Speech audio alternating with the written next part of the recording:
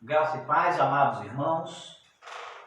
Me sinto feliz e honrado nesta manhã de domingo por poder compartilhar com os irmãos o estudo da nossa revista Palavra e Vida, lição 3, cujo tema é Não as obras, sim a graça. Dizia também, querido, da saudade que sinto de estarmos juntos, em comunhão para adorar, louvar e bendizer o nome do Senhor em sua casa de oração. A distância nos separa fisicamente, mas pela fé em Cristo Jesus estamos unidos e solidários uns com os outros. A certeza que nós temos é uma só, amados. Que tudo o que estamos passando tem um propósito. E o propósito não vem do homem, vem do Senhor nosso Deus, daquele que nos criou, daquele que é riquíssimo em misericórdia, graça e amor. Amém? Bom, vamos orar para a gente começar a nossa lição. Amém, queridos? Senhor Deus e Pai, agradecemos a Ti pelos benefícios concedidos a nós, pelos livramentos, pela nossa saúde, pela nossa família, Pai, pela Sua vontade sendo realizada em nossas vidas. Agradeço a Deus por estarmos juntos para aprender nesta manhã um pouco mais da Tua Palavra. Que possamos, ó Deus, estar com nossas mentes abertas para ouvir e colocar em prática essa lição em nosso dia a dia, Pai. Que seja tudo da parte do Senhor, de acordo com a Sua vontade, para falar aquilo que necessitamos ouvir e aprender nesse dia.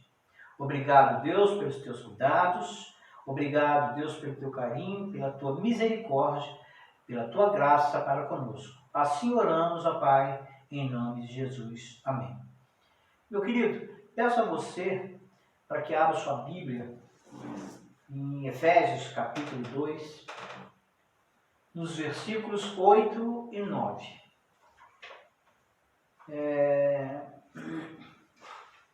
Nesta que é provavelmente a exposição mais clara do Evangelho em todas as epístolas de Paulo, no que se refere à nossa salvação pela graça por meio da fé. Efésios capítulo 2, versos 8 e 9. Essa lição é algo tremendamente importante para nós, para termos definitivamente em nossas mentes o que a palavra nos diz através do apóstolo Paulo. Leamos. Verso 8. Porque pela graça sois salvos por meio da fé, e isso não vem de vós, é dom de Deus. Verso 9. Não vem das obras, para que ninguém se glorie. Amém, queridos? É importante esse capítulo de Efésios, que nos mostra a salvação gratuita em Cristo. Paulo nos alerta o quanto nós éramos antes de aceitarmos e termos Jesus Cristo como nosso Senhor e Salvador das nossas vidas. Estávamos condenados à morte por nossas ofensas e pecados, andando segundo os caminhos deste mundo. Nossa natureza rebelde, com desejos e pensamentos corrompidos. Éramos filhos da desobediência. Todo aquele que está sem Cristo, todo aquele escravo do pecado e concupiscência da carne. Nós não compreendíamos nem conhecíamos a verdade, a parte da graça de Deus, devido à nossa condição espiritual. Deus dá a cada ser humano uma medida de luz e graça, com a qual possamos buscar. Uma medida de luz e graça, para que possamos escapar da escravidão do pecado, mediante no seu Filho, Jesus Cristo. Conforme João capítulo 1, verso 9, que diz: ali estava a luz verdadeira que ilumina a todo homem que vem ao mundo. Cristo ilumina toda pessoa que ouve o seu evangelho, concedendo-lhe certa medida de compreensão e graça, para que possa livremente escolher, aceitar ou rejeitar a mensagem. Essa luz não há outra, meus amados, mediante a qual possamos conhecer a verdade e sermos salvos. Essa luz é Jesus Cristo. O que Deus, no seu amor e misericórdia de fato fez por nós, então chega com forte e surpreendente contraste à condenação vislumbrada anteriormente nos versos 3, 2 e 3. E nos revela de forma dramática a natureza do seu poder operante em nós. Nos transfere da morte para a vida, um relacionamento restaurado. E mais do que isso, nos vivifica, nos deu a vida. A palavra usada no original normalmente denota ressurreição. Juntamente com Cristo, um evento decisivo da ressurreição de Jesus no passado. Hoje estamos participando dessa vida de nova criação na nossa presença, união com Ele. Jesus é o nosso representante e determinante para a nossa salvação, unidos com Ele agora pelo Espírito Santo. Paulo diz que a salvação que já experimentamos lá no verso 8, porque pela graça sois salvos por meio da fé, na nossa transferência da morte para a vida em união com Jesus, é uma manifestação dramática do poder generoso do Senhor nosso Deus, precisamente porque é derivado totalmente de Deus, totalmente dele. Não é produto das nossas obras nem recompensas por elas, é dom de Deus. Isso não quer dizer, e Paulo esclarece rapidamente, que as obras não sejam importantes, mas a nossa vida antiga com suas obras só contribuía para piorar a situação difícil da qual precisávamos ser libertos. Muito bem, após essa pequena reflexão deste capítulo 2, que eu peço a você, meu querido, que leia com atenção em casa, mais tarde, né? Nós podemos entrar agora na nossa lição número 3. Não as obras, sim a graça. O autor, em sua introdução, relata uma questão ainda discutida em nosso meio, é a relação correta entre a lei, a Torá, sistema do Antigo Testamento para aproximar de Deus, e a graça, mostrada no Novo Testamento. Algumas seitas religiosas, evangélicas, confusas, misturam lei e graça, e outras, mais confusas, pregam a lei como essencial à salvação. Paulo era judeu ortodoxo, um fariseu, profundamente imerso no ensino da lei. Ele foi um dos mais aplicados fariseus e na minha nação excedia em judaísmo a muitos da minha idade, disse ele, sendo extremamente zeloso das tradições de meus pais. Ou seja, criado no mais rigoroso judaísmo, aprendera que a lei era o caminho da salvação. A obediência a ela salvava o fiel, mas após a sua conversão, tudo mudou. Mudou a sua posição. Na lição anterior, comentamos o fato de Paulo levar o evangelho aos gentios. Desde a sua conversão, o Senhor dissera que ele fora escolhido para levar o evangelho aos gentios, conforme Atos, capítulo 9, versículo 15. Mais tarde, na sua mais dura carta, ele diz que a circuncisão com o rito religioso anulava a obra de Cristo, conforme Gálatas capítulo 5, verso 2. Eis que eu, Paulo, vos digo que se vos deixar de circuncidar, Cristo nada vos aproveitará. Ou o cristão, ou o judeu, ou a salvação pela graça por meio da fé em Cristo, conforme Efésios capítulo 2, verso 8, nós já lemos. Porque pela graça sois salvos por meio da fé, e isso não vem de vós, é dom de Deus, ou a salvação pela lei. Se a salvação viesse pela lei, a morte de Jesus teria sido sem sentido. Gálatas capítulo 2, verso 21. Não aniquila a graça de Deus, porque se a justiça provém da lei, segue-se que Cristo morreu debalde. Ou seja, continuamos nossa caminhada hoje, vendo como Paulo deu um sonoro não às obras da lei. Começando agora no primeiro tópico da lição, cujo autor colocou uma busca inadequada, o autor começa falando, escrevendo para nós, Paulo não encontrou a justificação dos seus pecados na lei, mas na fé em Jesus, conforme Filipenses capítulo 3, verso 9. e seja achado nele, não tendo a minha justiça que vem da lei, mas a que vem pela fé em Cristo, a saber, a justiça que vem de Deus pela fé. A busca anterior como fariseu fora frustrante. A lei, como qualquer sistema religioso, não pode nos dar o perdão dos pecados. Só a fé em Cristo. Alguém pode se sentir bem numa religião cumprindo um conjunto de regras e obedecendo a determinados ritos. Mas isso será uma questão de gosto. Terá paz interior, porque satisfez um desejo de seu coração. Mas diante de Deus, isto é bem diferente do que sentimos ou achamos, só a fé em Cristo pode salvar a pessoa. Sistema religioso algum pode nos salvar. Devemos dizer não às formas religiosas que criamos. Elas seguem a nossa mente e não a mente de Deus. A bagagem legalista de Paulo foi inútil, como podemos ler em Filipenses, no capítulo 3, dos versos 4 a 7. Verso 4. Ainda que também podia confiar na carne, se algum outro cuida que pode confiar na carne, ainda mais eu. Circuncidado ao 8º dia da linhagem de Israel, da tribo de Benjamim, hebreus de hebreus. Segundo a lei, fui fariseu. Segundo o zelo perseguidor da igreja, segundo a justiça que há na lei, irrepreensível.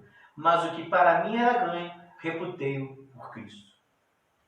Ele considerava todo o sistema religioso como refúgio ou esterco, palavra dura, mas expressiva, conforme Filipenses capítulo 3, verso 8.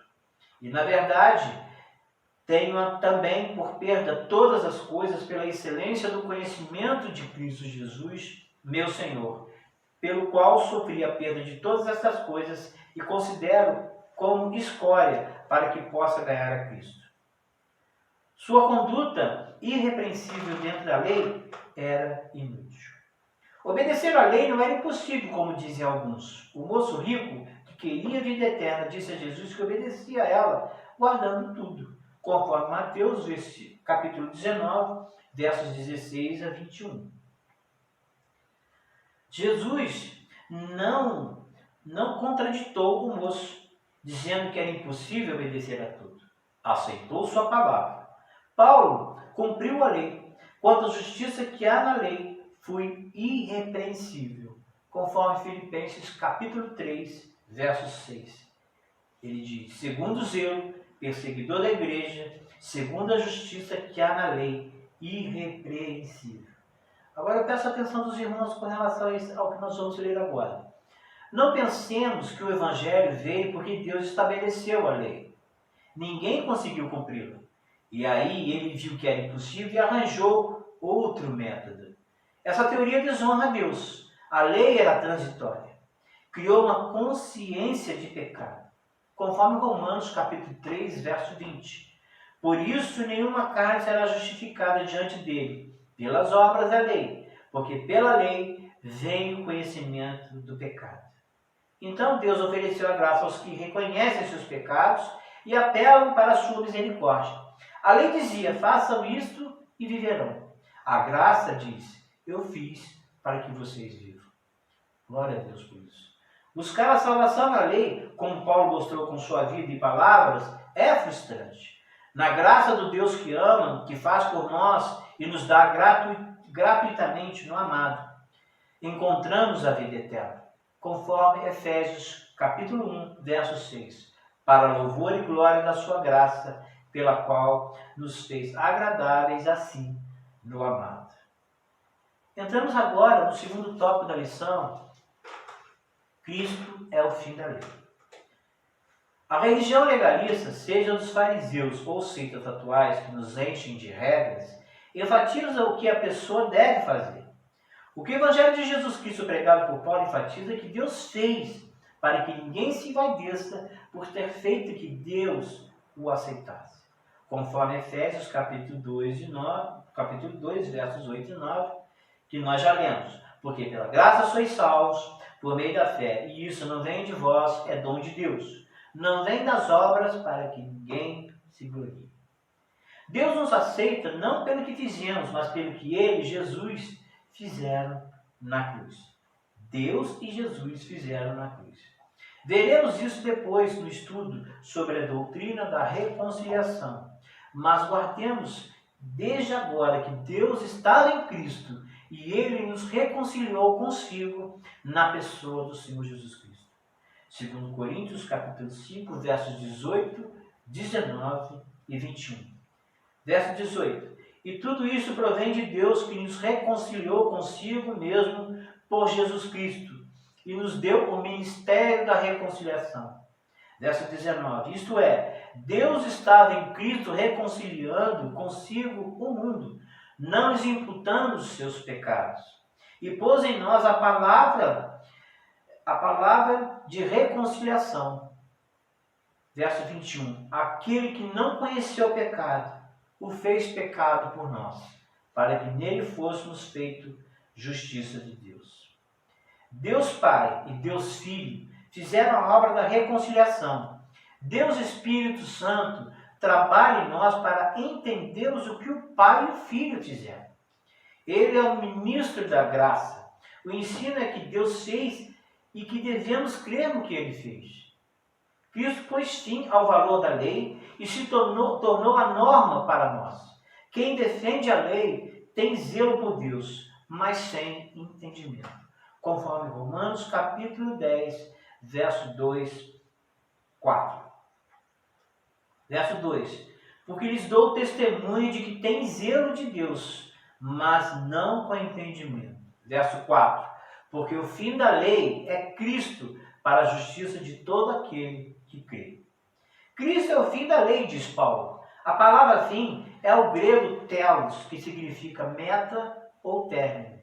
E aqui significa os dois. A lei era uma provisão temporária até a vinda do descendente de Abraão, em quem a promessa se cumpriu.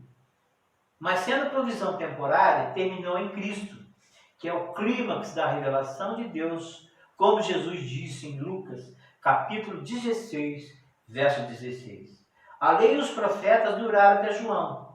Desde então é anunciado o reino de Deus e todo homem emprega força para entrar nele. Ou seja, o evangelho do reino substitui a lei. A lei era provisória, conforme Gálatas capítulo 3, versos 19, 24 até 24. Logo, para que é a lei? Logo, para que é a lei? Foi ordenada por causa das transgressões, até que viesse a posteridade a quem a promessa tinha sido feita. E foi posta pelos anjos na mão de um medianeiro. Ora, o medianeiro não é de um só, mas Deus é um. Logo, a lei é contra as promessas de Deus? De nenhuma sorte, porque se fosse dada uma lei que pudesse vivificar a justiça, na verdade, teria sido pela lei.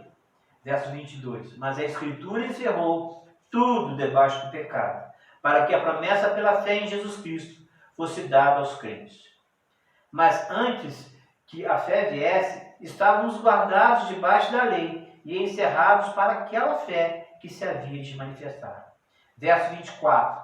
De maneira que a lei nos serviu de aio. Preste atenção nesse verso. Verso 24. De maneira que a lei nos serviu de aio para nos conduzir a Cristo, para que pela fé fôssemos justificados. Ou seja, ela foi um aio para nos conduzir ao Senhor Jesus Cristo. A palavra aio é o grego pedagogos, de onde vem pedagogo e pedagogia. Aparece também em 1 Coríntios capítulo 4, verso 15, como preceptores, que dá instruções, que é educador, instrutor, mentor. Porque ainda que tivesses 10.000 aios em Cristo, não terias, contudo, muitos pais, porque eu, pelo Evangelho, vos gerei em Cristo Jesus.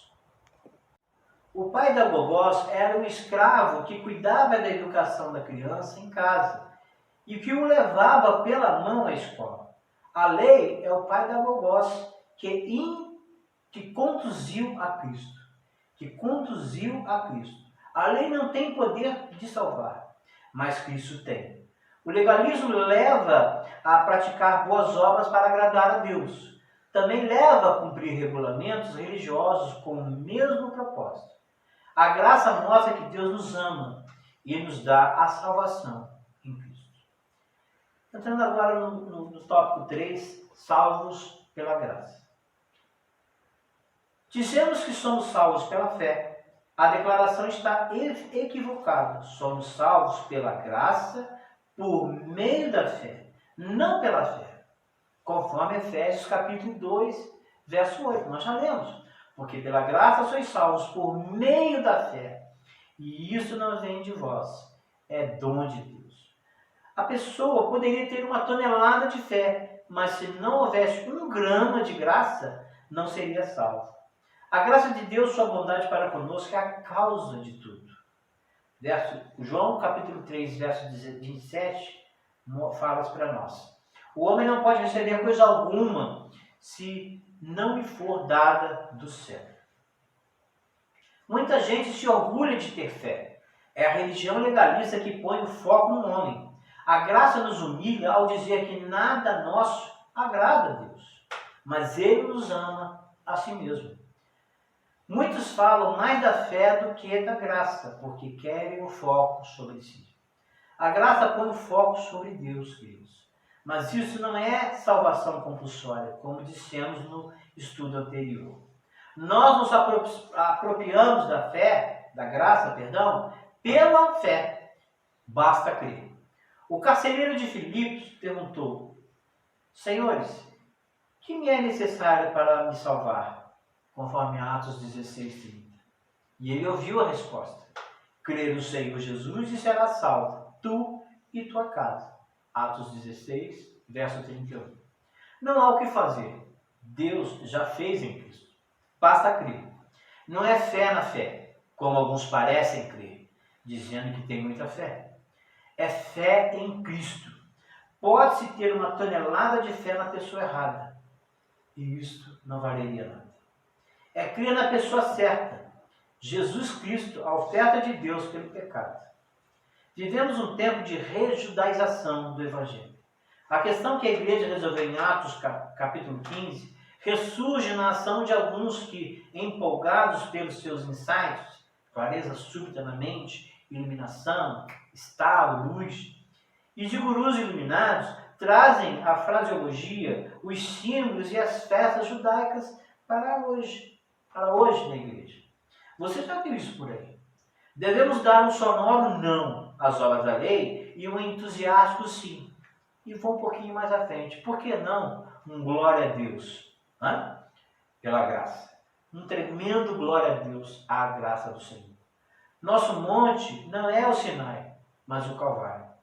E do Calvário vem essa declaração: verdadeiramente este homem era filho de Deus, conforme Marcos capítulo 15, verso 39. E o centurião, que estava defronte dele, vendo que assim clamando expirara, disse: verdadeiramente este homem era o Filho de Deus.